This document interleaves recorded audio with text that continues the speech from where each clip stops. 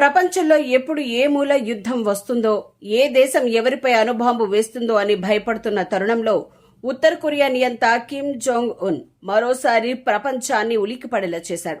ఎప్పుడు ఏదో ఒక ప్రయోగంతో వార్తల్లో నిలిచే కిమ్ ఈసారి ఏకంగా అమెరికాను నేరుగా టార్గెట్ చేయగల ఒక అత్యంత శక్తివంతమైన మిస్సైల్ ఇంజిన్ ను టెస్ట్ చేసి సంచలనం సృష్టించాడు.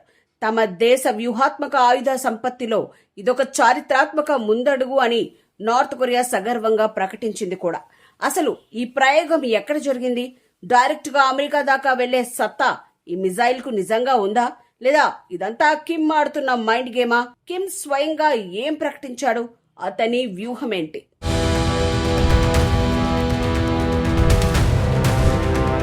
అగ్రరాజ్యం అమెరికా ప్రపంచంలో ఏ మూల ఏం జరిగినా తన కనుసన్నల్లోనే జరగాలనుకునే పవర్ఫుల్ కంట్రీ. కానీ ఆ అగ్రరాజ్యాన్నే గడగడలాడిస్తున్నాడు ఉత్తర కొరియా నియంత కిమ్ జోంగ్ ఉన్. నిన్నటి వరకు జపాన్, దక్షిణ కొరియాలకు మాత్రమే పరిమితమైన కిమ్ బెదిరింపులు ఇప్పుడు ఏకంగా వేలాది కిలోమీటర్ల దూరంలో ఉన్న అమెరికా ప్రధాన భూభాగాన్ని టార్గెట్ చేశాయి. అమెరికా గుండెకాయ వాషింగ్టన్ ను బూడిద చేయగల ఒక అత్యంత శక్తివంతమైన సాలిడ్ ఫ్యూయల్ ఇంజన్ ను ఉత్తర కొరియా విజయవంతంగా పరీక్షించింది. కిమ్ విసిరిన ఈ తాజా సవాల్తో పెంటగాన్ ఒక్కసారిగా ఉలిక్కిపడింది.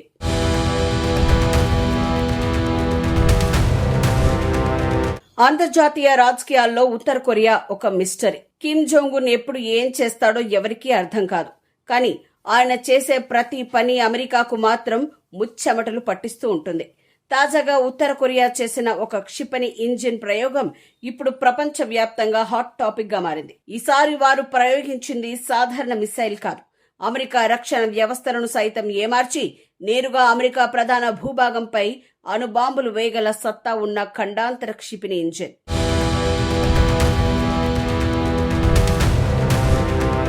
ఉత్తర కొరియా అధికారిక వార్తా సంస్థ KCNA ఒక సంచలన ప్రకటన చేసింది. తమ దేశంలోని సోహే శాటిలైట్ లాంచింగ్ గ్రౌండ్ లో అత్యంత శక్తివంతమైన సాలిడ్ ఫ్యూయల్ జెట్ ఇంజిన్ ప్రయోగాన్ని విజయవంతంగా నిర్వహించినట్లు ప్రకటించింది. ఈ మొత్తం ప్రయోగాన్ని స్వయంగా కిమ్ జోంగ్ ఉన్ పర్యవేక్షించాడు. ఈ కొత్త ఇంజిన్ అత్యధికంగా 2500 కిలో న్యూటన్ల థ్రస్ట్ ను ఉత్పత్తి చేస్తుందని, గతేడాది చేసిన 1970 కిలో న్యూటన్ల ప్రయోగం కంటే ఇది ఎంతో అడ్వాన్స్డ్ అని నార్త్ కొరియా తెలిపింది. ఈ ఇంజిన్ తో భవిష్యత్తులో బహుళ వార్ హెడ్లను, అంటే ఒకేసారి 2-3 అణుబాంబులను మోసుకెళ్లే మిసైల్స్ ను తయారు చేయవచ్చని కిమ్ జోంగ్ ఉన్ సగర్వంగా ప్రకటించారు. తమ దేశ భద్రతను శత్రువులు ఎప్పటికీ ఛేదించలేరని ఆయన అమెరికాకు పరోక్షంగా వార్నింగ్ ఇచ్చాడు.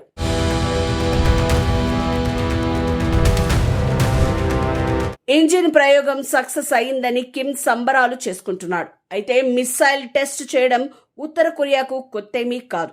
కానీ ఈ ఒక్క ప్రయోగానికి అమెరికా ఎందుకు ఇంతలా ఆందోళన చెందుతోంది? అక్కడే ఉంది అసలు ట్విస్ట్.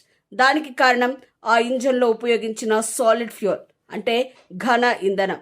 అసలు ఈ ద్రవ ఘన ఇంధనాల మధ్య ఉన్న తేడా ఏంటి?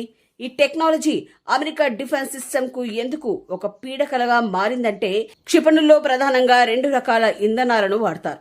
ఒకటి లిక్విడ్ ఫ్యూయల్, 2 సాలిడ్ ఫ్యూయల్. ఇప్పటి వరకు ఉత్తర కొరియా వాడిన పెద్ద మిసైల్స్ అన్ని ద్రవ ఇంధనంతో పనిచేసేవి. వీటి సమస్య ఏంటంటే, వీటిని ప్రయోగించడానికి ముందు క్షిపణిలోని ఇంధనం నింపడానికి చాలా గంటల సమయం పడుతుంది. ఈ సమయంలో ఆ మిసైల్ లాంచ్ ప్యాడ్ మీదే ఉండాలి.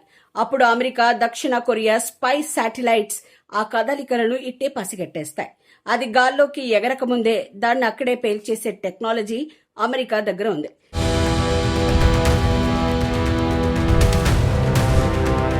దీన్నే మిలిటరీ భాషలో కిల్ చైన్ అంటారు.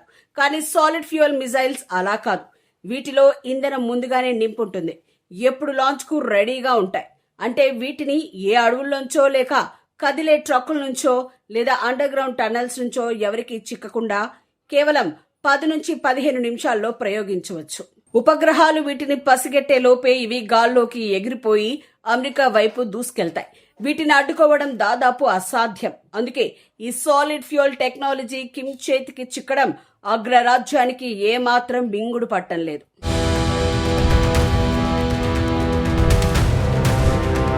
ఒకవేళ కిమ్ నిజంగానే రేపొద్దున్న బటన్ నొక్కితే అమెరికా పరిస్థితి ఏంటి అంటే, ఉత్తర కొరియా చెబుతున్న మాటలన్నీ నమ్మాల్సిన అవసరం లేదని, దీని వెనుక కిమ్ ఆడుతున్న మైండ్ గేమ్ ఉందని రక్షణ రంగ నిపుణులు విశ్లేషిస్తున్నారు.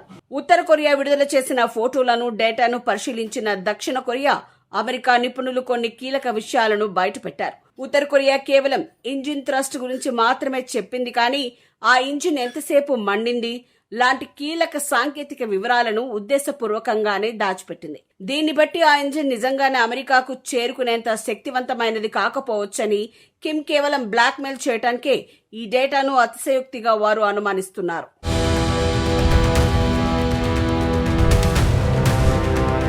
దీని వెనుక ఒక పక్కా పొలిటికల్ గేమ్ ఉందన్నది నిపుణుల మాట.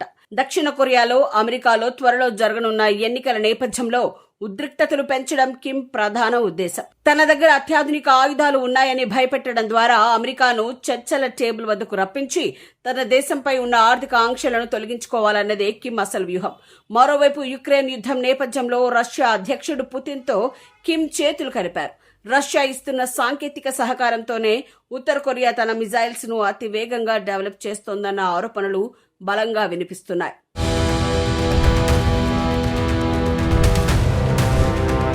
ఇది కిమ్ ఆడుతున్న మైండ్ గేమ్ అయినా, లేదా నిజంగానే అమెరికాను నాశనం చేయగల ఆయుధాలను తయారు చేసుకుంటున్న ఒక విషయం మాత్రం స్పష్టం.